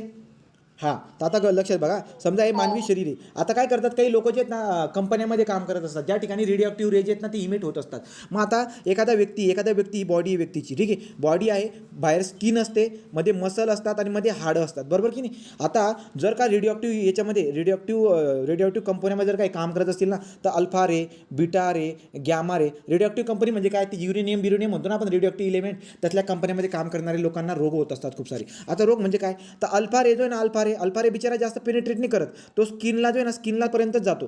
पण बीटा रे जो आहे ना, तो स्किनला पार करून आतमध्ये मसलपर्यंत जात असतो. परंतु गॅमा रे जो आहे ना, तो आतमध्ये जात डायरेक्ट हाडांपर्यंत पोहोचून जातो आणि आपल्याला हाडांची दुखापत सुद्धा जाणवायला लागतात. तर लक्षात घ्या, या कंपन्यामध्ये काम करणाऱ्या लोकांना खूप काळजी घ्यावी लागत असते. ठीक आहे, काळजी घ्यावी लागते. काळजी कशी घ्यावी लागते बरं का? की गॅमा रे हाडांपर्यंत पोहोचल्यानंतर हाडं दुखायला लागून जातील डायरेक्ट, राईट का? अशा पद्धतीने ही बात आपल्याला दिसायला भेटून जाते. मग इथपर्यंत तुमच्या लक्षात येते का रे? सगळ्यात जास्त मध्ये पेनिट्रेट होणारा काय आहे ते तुमच्या लक्षामध्ये ठेवून घ्यायचं तुम्ही. याचं रिलेशन पेनिट्रेशनच्या ताकदवरून तुम्हाला एक रिलेशन देतात. Alpha is equal to beta by 2 is equal to gamma by 3 is equal to gamma by 3. हे एक रिलेशन असतं, पेनिट्रेशनचं रिलेशन आहे. मग तुम्हाला काय दिसायला भेटते की अल्फा जो काही आहे तो निम्मा आहे बीटाच्या, आणि कशाचा? गॅमाचा जो काही आहे तो 3 पट दिसायला भेटतो. म्हणजे लक्षात येते का तुम्हाला? जर मी असा प्रश्न विचारलो की की अल्फा रे जे काही आहेत एखाद्या वस्तूमध्ये 2 मीटर एवढे पेनिट्रेट होत आहेत. चला उत्तर द्या मला. अल्फा रे एखाद्या वस्तूमध्ये 2 मीटर एवढे पेनिट्रेट होत आहेत, तर गॅमा रे त्याच मटेरियलमध्ये किती पेनिट्रेट होतील? किती होतील 6 मीटर. 6 मीटर. ते रिलेशन तुमच्या माहितीसाठी लक्षामध्ये तुम्ही ठेवून घ्या. आता लोक काय करतात बरं का, आता लोक काय करतात लक्षात घ्या. सगळ्यात जास्त जो काही आहे गॅमा रे सगळ्यात आतमध्ये पोहोचतोय, तर आतमध्ये पोहोचतोय त्यामुळे लोक जे आहेत ना याचा वापर करतात. याचा वापर काय करतात बरं का, आपल्या शरीरामध्ये कॅन्सर होऊन जातो. बरोबर, आपल्या शरीरामध्ये काय होऊन जातो, कॅन्सर होऊन जातो. तो कॅन्सरची जी काही ट्यूमर असते, ॲक्च्युली कॅन्सरचे सेल असतात सेल. तर काय होतं, हा गॅमा रेचा मारा करतात. गॅमा रेचा मारा केल्यानंतर आतमध्ये हे गॅमा रे पोहोचतात आणि जे कॅन्सरचे जे सेल असतात त्या सगळ्या कॅन्सरच्या सेलला मारून टाकतात. राईट का. तुम्ही म्हणणार का मग सगळे एवढे सेल मरतील का, बाकीचे मरतात का, बाकीचे बी मरतात. पण जे काही आपल्या शरीरात जे योग्य सेल असतात ना ते मरतात, पण लगेच येऊन जातात म्हणजे लगेच जिवंत होऊन जातात. म्हणजे लगेच तिथं त्यांची लगेच आपल्याला काय होते, सुधारणा होताना दिसायला भेटते, नवीन त्या ठिकाणी ते सेल येतात. ठीक आहे. परंतु कॅन्सरचे सेल एकदा मेले तर पूर्ण मरून जात असतात. सांगायचं तात्पर्य काय आहे की गॅमा रेचा वापर कॅन्सरची गाठ वगैरे जे असतात ना त्याला नाहीसे करण्यासाठी मेडिकल फील्डमध्ये करत असतात गॅमा रेचा वापर. लक्षात आलं का रे मी काय बोललो ते, लक्षात आलं का. गॅमा रेचा वापर कुठे करतात ते. ठीक आहे. आता अजून गॅमा रेचा वापर तर खूप सारा आहे, कुठे बरं का. तर लोक जे आहेत ना तुम्हाला दिसायला भेटतील, हे बाजारामध्ये तुम्ही जातात तुम्हाला प्रश्न पडत असेल की यार सालं हे जे काही लोक सफरचंद आणतायत महिना सफरचंद तिथंच आहे, सफरचंद सडत का नाही, सफरचंद का सडत नाही, हे फुलं का ताजे तवाने दिसायला भेटतात. तर मार्केटमध्ये तुम्हाला जे फुलं किंवा जे फळं दिसायला भेटतात ना एकदम ताजे ॲक्च्युली काय असतं माहिती आहे का, त्यांच्यावरती गॅमा रेचा मारा करतात. कशाचा, गॅमा रेचा. तर गॅमा रेचा मारा केल्यामुळे काय होत असतात, ते जे फळं किंवा फुलं असतात ना, फळं किंवा फुलांमध्ये असणारे जे मायक्रोब्स असतात, मायक्रोब्स काय काम करतं रे, तर मायक्रोब्स जे काही आहे ते सडवण्याचं काम करत असतं. तो जेवढे काही ऑर्गॅनिक पदार्थ असतील ना त्यांना सडवण्याचं काम कोण करत असतं, मायक्रोब्स करत असतात. परंतु घडतं काय, गॅमा रेचा जेव्हा आपण मारा करून देतो तर त्याच्यामध्ये फळं जे असतात ना, फळं किंवा फुलं त्याच्यामध्ये असणारे जे मायक्रोब्स आहेत ना ते मायक्रोब्सच मरून जातात. त्यामुळे सडवतही कोणी त्यांना, त्यामुळे फळं पण सडत नाही आणि फुलं पण सडत नाही. म्हणून तुम्हाला प्रश्न काय विचारतात, मग विचारणारा प्रश्न कसा विचारतो की तुम्हाला फळांची आणि फुलांची जर का उत्पादने जास्त वाढवायची असतील तर फुलांची उत्पादने वाढवण्यासाठी तुम्हाला कोणत्या रेचा मारा करायला पाहिजे. तुम्ही उत्तर काय देतात, गॅमा रेचा. का, कारण की गॅमा रेचा जर का मारा केला तर आतमध्ये असणारे जे मायक्रोब्स असतात ते मायक्रोब्स काय करतात, ते मायक्रोब्स मरून जातात आणि मायक्रोब्स मेल्यानंतर जे काय आहे लवकर सडत नाही पदार्थ. लक्षात आलं का रे. गॅमा रेचा दुसरा प्रकार आहे, दुसरा आहे, लक्षात आलं का. ठीक आहे. तर पुढे जाऊ. आता अजून गॅमा रेची तिसरी बात, तुम्हाला बटाटा माहीत असेल, बटाटा सगळ्यांना बटाटा कांदा माहिती आहे. बटाटा कांदा माहिती म्हणजे काय, बटाटा कांदाबद्दल तुम्हाला स्टोरी पण माहिती आहे काय, की बटाटा आणि कांदाना कोंब पण येतात बघा, कोंब येत असतात रे. जर का तुम्ही जास्त टाईम जर का बटाटा ठेवून दिला ना तर त्याच्यामधून कोंब येताना दिसायला भेटून जातं. आणि कोंब यायला नको घरामध्ये जे काही आहे, घरामध्ये लवकर बटाट्याला कोंब यायला नको. मग लोक मार्केटमध्ये काय करत असतात, ॲक्च्युली करत असेल कुठेतरी. ठीक आहे. तो जर का समजा त्यांनी गॅमा रेचा मारा जर का ऑलरेडी करून ठेवला असेल ना तर त्या बटाट्यामध्ये कोंब येत नाही. सांगायचं तात्पर्य काय आहे की बटाट्यामधून जर बटाटा कांदा यांच्यामधून जर का कोंब येऊ द्यायचं नसेल ना तर त्या बटाटा कांद्यावरती कशाचा मारा करा, तर त्याच्यावरती गॅमा रेचा मारा करा. मी गॅमा रेचे तुम्हाला 3 हे सांगितले, तुमच्या लक्षात आले का रे सांगा. कॅन्सरची गाठ दुरुस्त करण्यासाठी गॅमा रेचा वापर करत असतो. फळं फुलं यांची उत्पादनामध्ये वाढ व्हायची असेल, वाढ म्हणजे लक्षात घ्या जास्त दिवस टिकवायची असतील तुम्हाला तर गॅमा रेचा मारा करत असतो. आणि तिसरं सांगितलं तुम्हाला मी की बटाटा किंवा कांदामध्ये येणारा जो की कोंब असतो तो जर का समजा तो कोंब येऊ द्यायचा नसेल तर गॅमा रेचा आपण मारा करतो. बरं, तुम्हाला या तिघी गोष्टी कळाल्यात का. ठीक आहे. तर मग हे जे अल्फा बीटा आणि गॅमाची बात तुमच्या लक्षामध्ये ठेवून घ्यायची तुम्ही. ठीक आहे. आता ती माहिती मी अजून पुन्हा सांगून देतो, याच्यामध्ये वाचून घेऊया. मग आपण रुदरफोर्डच्या थेरीकडे जाऊया. तो हां ठीक आहे, मिनटं.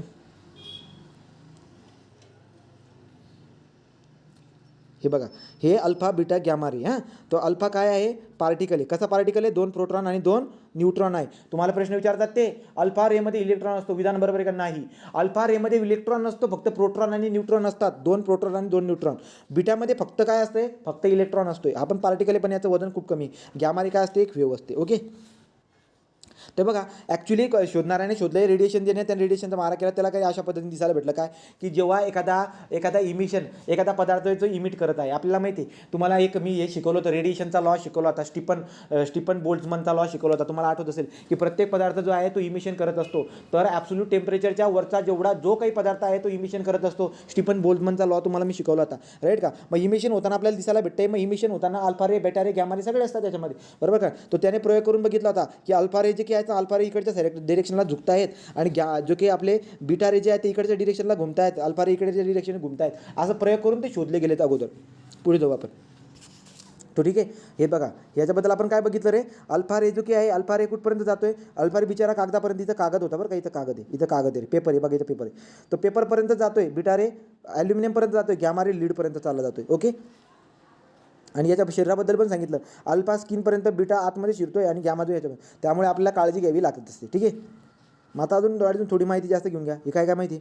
सो बघा, याच्यामध्ये अल्फा रेडिएशनबद्दल सांगतो आहे. 2 प्रोटॉन आणि 2 न्यूट्रॉन असतात. ठीक आहे. नंतर काय, does not have any electron राहत नाही त्याच्यामध्ये, राईट. सो ओव्हरऑल चार्जेस 2 असतात. पुढे काय आहे, हिलियमचं एक्झाम्पल त्यांनी दिलेलं आहे. नंतर relatively large, can not B penetrate very फार इन टू द मटेरियल. ठीक आहे. तो मटेरियलमध्ये जास्त खोलपर्यंत शिरू शकत नाही ते. नंतर फ्यू सेंटीमीटरपर्यंत जाऊ शकतं बस. आणि नंतर पुढे काय, बघा हे इथं दिलेलं आहे तुम्हाला, absorbed by the paper only, right का. तो ॲब्झॉर्ब बाय सिंगल पेपरपर्यंतच जाईल, आरपार बी होत नाही, सिंगल पेपरच्या आरपार पण होत नाही. अजून काय दिलेलं आहे, तो स्ट्रॉंगली आयोनायझिंग. मी तुम्हाला अगोदर बोललो, अल्फा रे हा स्ट्रॉंगली आयोनायझिंग असतो, म्हणजे ब्रेक होऊन जातो ionising. So what, easily knock electron and atom in the they collide, right का. हे काय सांगितलं आहे, easily knock the electron of any atom and they collide with, right का, दे कोलाइड विथ. तर आता बघू आपण याचा फायदा आपल्याला उचलायचा आहे. तो या वाक्याचा फायदा आपल्याला उचलायचा तिकडे जाऊन. ठीक आहे. ती बात झाली. मग आता महत्त्वाचे कोणकोणते पॉईंट आहेत. बीटाबद्दल काय सांगितलं मी, बीटाबद्दल सांगितलं की न्यूट्रॉन असतो, नो मास, ॲक्च्युली मास असतं पण खूप कमी असतं, 1/2 असं खूप कमी असतं 0 पॉईंटमध्ये. ठीक आहे. तो मास असतं, लक्षात ठेवा, बीटाला पण मास असतं. इलेक्ट्रॉन असतो, राईट. मॉडरेटली आयोनायझिंग असतो आहे, पेनिट्रेटिंग मॉडरेटली फार. ठीक आहे. किती, तो ॲल्युमिनियमपर्यंत जातो आणि तिथे जाऊन स्टॉप होऊन जातो. नंतर पुढे काय, गॅमा रे एक वेव्ह असते, तो इमिटेड, राईट का. पेनिट्रेशन रेली फार, खूप जास्त खोलमध्ये लीडपर्यंत पोहोचते आणि वीकली आयोनाइज असते, राईट का. त्याला मास नसते, त्याला एनर्जी पण नसते, पास थ्रू मटेरियल फार लांबपर्यंत जात असते. हा तक्ता पाठ करून घ्या रे. दरवर्षी याच्यावरती क्वेश्चन असतो, अल्फा बीटा गॅमावरती. दरवर्षी अल्फा बीटा गॅमावरती क्वेश्चन आहेत. काय क्वेश्चन आहे सांगून बी दिले, जेवढं काही बोललो सगळं सांगून दिले, right. Symbol alpha beta gamma. Atomic mass, याचं काहीतरी वजन असतं, पण गॅमाचं वजन किती, 0. चार्जेस +2, याच्यावरती हा इलेक्ट्रॉन आहे -1 चार्जेस, आणि गॅमा रेवरती चार्जेस किती, 0. स्पीड, याचा स्लो स्पीड असतो, याचा फास्ट स्पीड असतो, आणि याचा व्हेरी फास्ट स्पीड असतो. आयोनायझिंग ॲबिलिटी सगळ्यात जास्त अल्फाची, याची मीडियम, आणि याच्या आयोनायझीबद्दल काही दिलेलंच नाही. पेनिट्रेटिंग पॉवर अल्फाची कमी, मीडियमची बीटाची मीडियम, आणि गॅमा रेची सगळ्यात जास्त. नंतर स्टॉप बाय, हा कशाने स्टॉप होऊन जातो, alpha ray stop by paper. नंतर beta stop by what, aluminium, आणि स्टॉप बाय व्हॉट, लीड. अशा पद्धतीने मला दिसायला भेटत असतं. मी तर त्या तुम्हाला लोखंड म्हणत होतो, ते ॲल्युमिनियम ॲक्च्युली. ठीक आहे. तो स्टॉप बाय ॲल्युमिनियम. ओके. तो तक्ता लक्षात राहून गेला असेल पुढे तो. आणि एक रिलेशन लक्षात राहू द्या, अल्फा = पेनिट्रेशन पॉवरसाठी लक्षात ठेवा, अल्फा = बीटा/2 = गॅमा/3. पुढे जाऊ. Because of the gamma ray can kill living cell, they use the killing cancer without having the resort to difficult surgery. लक्षात घ्या, सर्जरी न करता आतमधलं कॅन्सरची गाठ जर काय करायचं असेल ना, त्याला सेलला मारून टाकत असतो हा गॅमा रे. ठीक आहे. त्यालाच काय म्हणतो आपण, त्याला रेडिओथेरपी असे म्हणत असतात, राईट. बघा, तुम्हाला जर का असा प्रश्न विचारला की सिटी स्कॅन, चला सांगा उत्तर द्या बरं. काय सिटी स्कॅन करण्यासाठी कोणत्या रेचा वापर करतो आपण, एक्सरे. तर एक्सरेचा वापर आपण सिटी स्कॅन करण्यासाठी किंवा हाडं वगैरे बघण्यासाठी, हाडं ब्रेक झाली का काय, त्यासाठी आपण एक्सरेचा वापर करत असतो. मला सांगा, सोनोग्राफी करण्यासाठी कशाचा वापर करतात रे, साऊंड वेव्हचा वापर करत असतो आपण. तर सोनोग्राफी जी काय आहे ती साऊंड वेव्हच्या याच्यावरती आहे, ते आपण बघितले साऊंडमध्ये. त्यांचे क्वेश्चन सॉल्व्ह करायचे, बाकी MCQ घेईल मी एखाद्या लेक्चरमध्ये पुढे जाऊन. ठीक आहे. पण तो तुम्ही रिव्हिजनमध्ये तेव्हा देऊन, तुमची रिव्हिजन तेव्हा चांगली होऊन जाईल अजून. आता दिस इज व्हॉट रेडिओथेरपी आपण याला म्हणत असतो. तर रेडिओथेरपी म्हणजे काय, कॅन्सरची गाठ जी आहे, आपण कॅन्सरची गाठ कोणत्या प्रकारची सर्जरी न करता दूर करून टाकत असतो गॅमा रेच्या मदतीने. पुढे tracer. Doctor can put the radio substance in to the patient body and scan the patient, detect the gamma ray and build the what's going inside the patient. बरोबर. तर पेशंटच्या शरीरामध्ये काय घडतंय ना, हे बघण्यासाठी गॅमा रेचा पण वापर करत असतात. परंतु गॅमा रेचे खूप सारे नुकसान असतात, त्यामुळे लोक जे आहेत ना, असल्या काही कारणासाठी ते वापरत नाही, त्याच्याऐवजी लोक एक्सरे वापरत असतात. मग जेव्हा तुम्हाला सिटी स्कॅन येईल किंवा हाडांचं जर का आलं, हाडं किंवा सिटी स्कॅन असे शब्द आले, तर एक्सरेला उत्तर द्यायचं, गॅमा रेला उत्तर द्यायचं नाही. परंतु कॅन्सरची गाठ आली, उत्तर काय द्यायचं, तुम्ही उत्तर द्यायचं गॅमा रे. ठीक आहे. पुढे जाऊ. पुढे जर बघायला गेलं तर काय स्टरलाइज फूड. तो स्टरलाइज फूड म्हणजे काय तेच ना, त्याच्यामधले जेवढे काही निजरतो म्हणजे मध्ये असणारे जे काही बॅक्टेरिया वगैरे असते ना त्यांना किल करण्यासाठी. त्यामुळे लक्षात घ्या आपण काय म्हणत असतो की हे सडकाच्या आजूबाजूला असणारे फळं जे आहेत ना ते खाऊ नये का, कारण की त्याच्यामध्ये मायक्रॉब्सच नाही आहे. आणि मायक्रॉब जे काय आहे मध्ये असणारे जे मायक्रॉब्स आहेत ना ते आपल्या शरीराला पण चांगले असतात. लक्षामध्ये शरीराला पण चांगले असतात, पण ते मायक्रॉब्स मरून जातात. Gamma ray kill the microbes and they are sterilize food and that keep fresh for longer time. ते फ्रेश लॉंग टाईमसाठी फ्रेश राहतील ते, पण आपल्या शरीरासाठी मग ते चांगलं राहणार नाही. लक्षामध्ये तो पुढे तो नंतर पुढे काय बरं का, मेडिकल इक्विपमेंट जे असतात ना, सर्जरी वगैरे केल्यानंतर चाकू वगैरे पूर्ण रक्ताने भरलेला असतो. मग आता त्याला स्टरलाइज करण्यासाठी म्हणजे काय, त्याला जेवढे काही बॅक्टेरिया आहेत ते जर हे करायचे असतील तर त्याच्यावरती गॅमा रेचा मारा करतात. ठीक आहे, तो गॅमा रेचे ॲप्लिकेशन सांगतोय, गॅमा रेचा मारा करतात. पुढे काय, charge object which revolve the circular motion. आता झालं इथपर्यंत. तो अशा पद्धतीने अल्फा बीटा गॅमाची बात तुम्हाला कळाली का रे सगळी? इथपर्यंत अल्फा बीटा गॅमावरती क्वेश्चन आला तर जमेल का? हो. ठीक आहे, चला. मग आता आपण जाऊ रुदरफोर्डकडे. रुदरफोर्ड 1911. तर रुदरफोर्ड 1911ने काय सांगितलं बरं का आता, तो रुदरफोर्ड जो काय आहे हा थॉम्सनचा विद्यार्थी होता. तर रुदरफोर्ड थॉम्सनचा विद्यार्थी होता. त्याने काय केलं बरं का, त्याने काय केलं, त्याने एक ऑब्झर्व केलं की यार आपले जे काही सर आहेत, आपले सर म्हणत आहेत की पॉझिटिव्ह आणि निगेटिव्ह चार्जेस जे आहेत दोघांमध्ये आहेत बा. तर यांनी काय केलं, एक अभ्यास केला. अभ्यास काय केला त्यांनी की अल्फा रे जो आहेत ना, अल्फा रेचा मारा केला. ठीक आहे, तो अल्फा रेचा मारा केला. कशावरती मारा केला बरं का, तर त्यांनी एक बॉक्स घेतलं. ठीक आहे, हा बॉक्स होता लीडचा. बॉक्स कशाचा होता, हा लीडचा बॉक्स होता. तर बॉक्स कशाचा आहे, लीडचा. तर लीडचा बॉक्स का घेतला असेल बरं का, लीडचा बॉक्स आहे आणि मध्ये अल्फा पार्टिकल. चला सांगा लीडचा बॉक्स का घेतला असेल त्यांनी, लीडचा बॉक्स का घेतला असेल रुदरफोर्डनी. लीडच्या बॉक्समध्ये अल्फा रे आहेत, तर लीडचा बॉक्स का घेतला असेल, उत्तर द्या पटकन. मी सांगतो ना तुम्हाला. बघा हा, बघा हा जो आहे ना आपला, हा लीडचा बॉक्स आहे. आता तुम्हाला कळेल, हा लीडचा बॉक्स आहे. हा डिटेक्टर असतो. इथं जे ना गोल्डची फॉईल ठेवलेली आहे.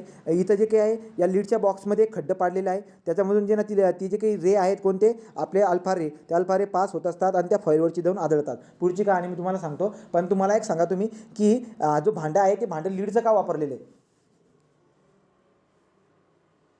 कारण की ते होलमधूनच पास व्हायला पाहिजे, बाकीकडून नाही. लीडमधून कधीही अल्फा रे पास होत नाही. अल्फा रे फक्त कागदापर्यंतच पोहोचतोय बिचारा, कागदाला पण पास करू शकत नाही. लीडचा तिसरा घटक आला का लक्षामध्ये. त्यामुळे लीडचा बॉक्स घेतलेला आहे, राईट का, सेफ्टी साईडला पार. मग त्यांनी एकदम त्यांना परफेक्ट उत्तर काढायचं, त्यामुळे त्यांनी लीडचा बॉक्स घेतला आहे आणि एका साईडला एक ओपनिंग ठेवलेली आहे. आतमध्ये असा पदार्थ ठेवला असेल जो अल्फा रे जो काही आहे इमिट करत असेल. ठीक आहे, मग आता काय झालं बरं का, हे आजूबाजूला डिटेक्टर आहे. हे डिटेक्टर म्हणजे काय, चमकणार ते त्या पॉईंटला चमकणार. ठीक आहे, तर ते जसं की तुम्ही तमाशामध्ये जे काही तमाशामध्ये ते असे लाल कलरचे हे असतात ते रे, ते पर्टिक्युलरली लाल रेड कलरचे. तो सेम जेव्हा हे रे जे असे डिटेक्टरवरती असे कलरफुल होतील, एकदम कलरफुल होतील. लाईटिंगचे राहत नाही का, ते लाईट लाल कलरचा लाईट असतो, कोणाच्या अंगावर मारतो आपण रात्रीच्या वेळेस तसलं, राईट.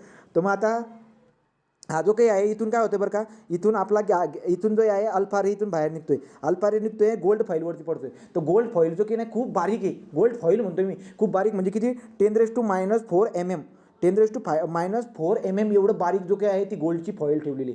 आता त्यांनी काय वापर केला आहे बरं का, पहिले त्यांचं डोकं काय, जे सरांनी सांगितलेलं आहे, सरांच्या बाता, त्या सरांच्या बाता त्याच्या डोक्यामध्ये आहे. थोडासा संशय त्याला आहे, त्या संशयासाठी त्याने असा विषय केला आहे. मग गोल्डची फॉईल ठेवली त्याने. आता काय झालं बरं का, त्यांनी काय केलं, मारा केला बरं का, गोल्डच्या फॉईलवरती मारा केला अल्फा रेचा. अल्फा रेचा मारा केल्यानंतर काय झालं माहिती आहे का, ते जे आहेत ना बाकीचे सरळ निघाले.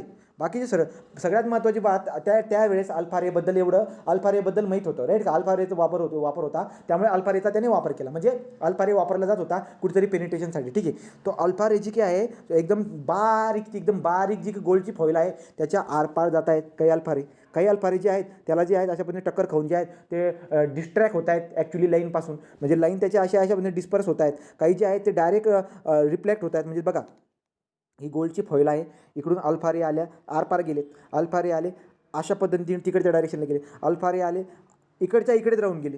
असं घडताना त्याला दिसायला भेटलं. हे कशावरती दिसायला भेटलं, हे होतं ते याच्यावरती, कशावरती, ते डिटेक्टर होते. या डिटेक्टरवरती अशी कहाणी त्याला दिसायला भेटली. मग त्यांनी विचार केला की यार नेमकं काय तमाशा झाला आतमध्ये, असं काय घडलं बरं का, असं का झालं असेल. तर त्यांनी म्हणजे ॲक्च्युली हा अभ्यास कसा होता, हा अभ्यास सेम याच्यासारखा होता. कशासारखा, जसं की तुम्हाला सांगतो, हे बघा हे कापूस आहे बघा तुम्हाला याच्यावरून चांगलं कळेल हे काय आहे, कापूस आहे. हे कापूस आहे आणि आपल्याकडे बंदूक आहे, बंदुकीमध्ये गोळी असणार. ठीक आहे, तो कापसाचा असा गोळा मी कुठेतरी ठेवला आहे, मोठा गोळा बनवला आहे कापसाचा, एकदम मोठा गोळा. ठीक आहे, तो एक कापसाचा एवढा मोठा गोळा बनवून ठेवलेला आहे आणि त्याच्या आतमध्ये समजा मी काय केले, त्याच्या आतमध्ये मी एखादा काहीतरी रिजिड म्हणजे एखादा मोठा दगड किंवा लोखंडाचा गोळा ठेवला आहे. ठीक आहे, तो कापसाचा हा मोठा गोळा, त्याच्या आतमध्ये लोखंडाचा गोळा. ठीक आहे, आपण काय करतोय, गोळ्या मारतोय. तुम्हाला काय दिसायला भेटणार की काही गोळ्याचे ना आरपार निघून जातात कापसामधून, परंतु याला टक्कर खाल्ली तर गोळी एक तर अशी बाहेर निघेल, किंवा गोळी डायरेक्ट वापिस रिटर्न होईल किंवा अशा पद्धतीने होईल, असं होईल किंवा वापस. म्हणजे सांगायचं तात्पर्य काय आहे, हा असाच फेनॉमेना दिसायला भेटतोय. मग आता यांनी काय विचार केला की यार आपल्या सरांनी काय सांगितलं होतं की न्यूट्रॉन म्हणजे निगेटिव्ह चार्जेस जे आहेत ना, निगेटिव्ह चार्जेस इलेक्ट्रॉन पूर्ण याच्यामध्ये असे पसरलेले आहेत म्हणे आणि त्यांना इम्बेडेड कोणी केले, पॉझिटिव्ह चार्जेसने इम्बेडेड केले. असं कोणी सांगितलं बरं का, असं सांगितलं आपल्या सरांनी सांगितलं, असं ते बोलले. परंतु या गडीने काय सांगितलं, याने सांगितलं की असं तर असेलच बात, ते सरांनी बरोबर सांगितले. परंतु ॲक्च्युली जे ना पॉझिटिव्ह आणि निगेटिव्ह जे काही आहेत ना, त्यांच्या आतमध्ये मोकळी जागा पण आहे. का मोकळी जागा, हे अल्फा रे सरळ इकडून आरपार कसे घुसत आहेत, ते थांबून का गेले नाही गड्या, थांबून का गेले नाही, ते आरपार कसं काय गेले. तर त्याच्यावरून त्याने एक गोष्ट काढली की एक बात तर कन्फर्म आहे की काही ना काही रिकामी जागा होती आतमध्ये, त्यामुळे अल्फा रे जे आहेत ना आरपार झाले.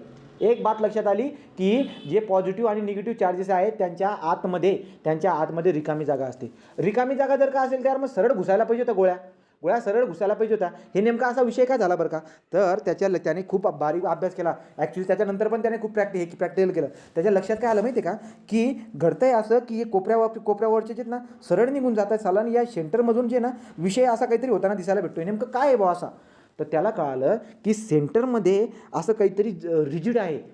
जसं की कापसामध्ये एखादा गोळा ठेवल्यावरती सेंटरमध्ये, म्हणजे सांगायचं तात्पर्य काय आहे की जे ॲटमचे जे ऑल मास आहे, ते ऑल मास कुठे लोकेट आहे, all mass of the atom are located inside the what item.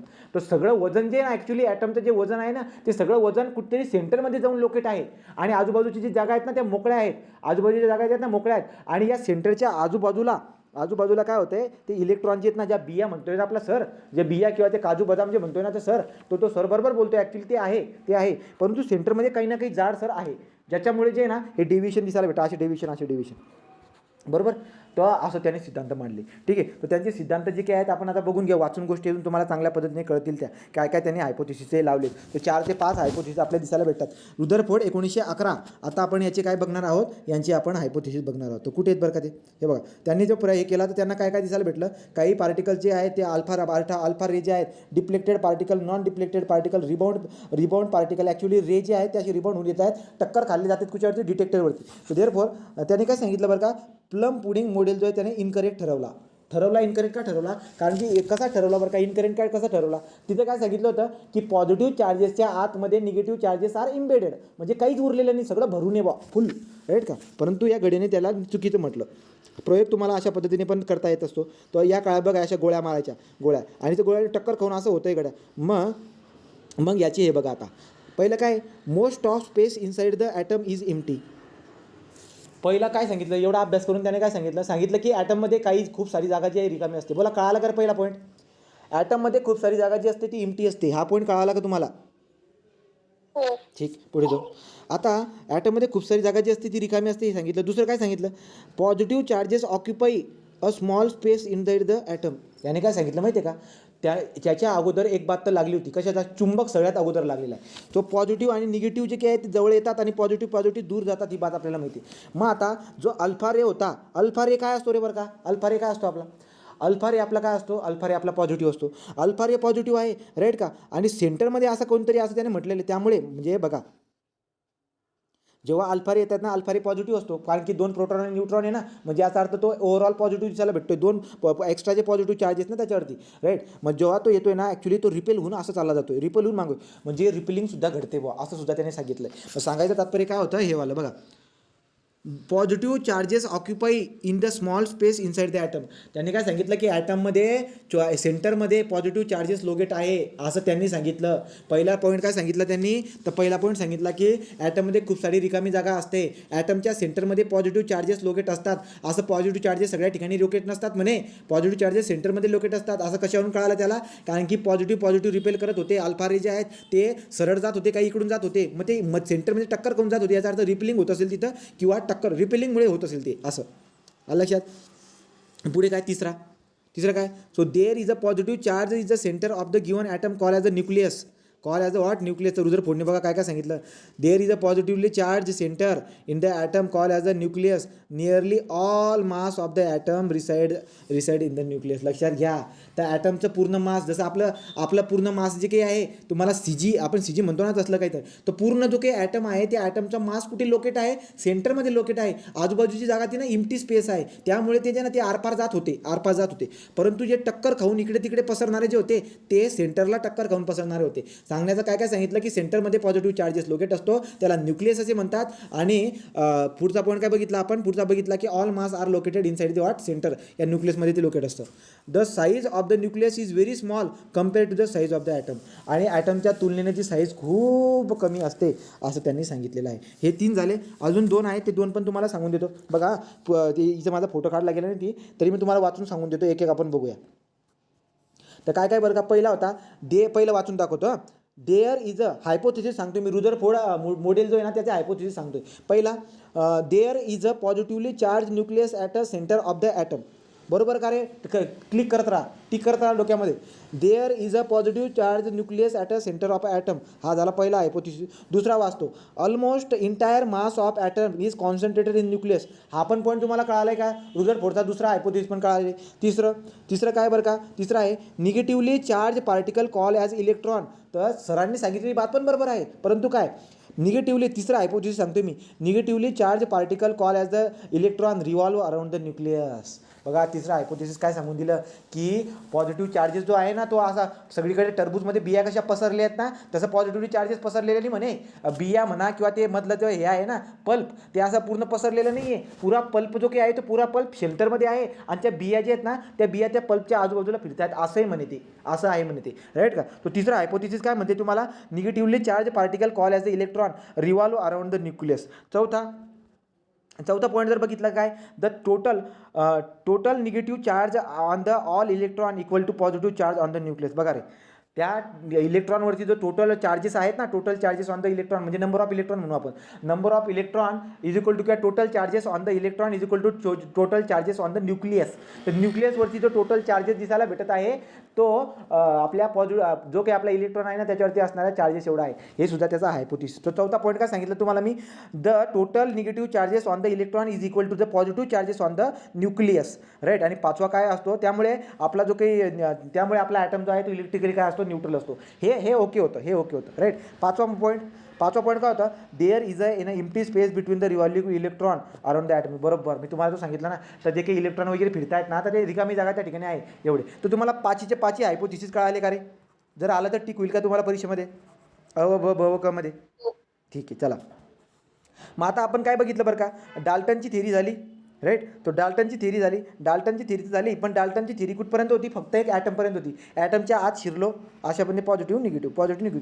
परंतु आता रुदरफोर्डने जे मॉडेल बनवलं त्याची आकृती कशी बनली रे, त्याची आकृती बनली अशा पद्धतीने की आतमध्ये न्यूक्लियस आहे, न्यूक्लियस म्हणजे पॉझिटिव्ह, आणि बाहेर जो काही आहे तो इलेक्ट्रॉन फिरत आहे, इलेक्ट्रॉन जे आहेत ना त्याच्या आजूबाजूला फिरत आहे असं त्यांनी सांगितलं.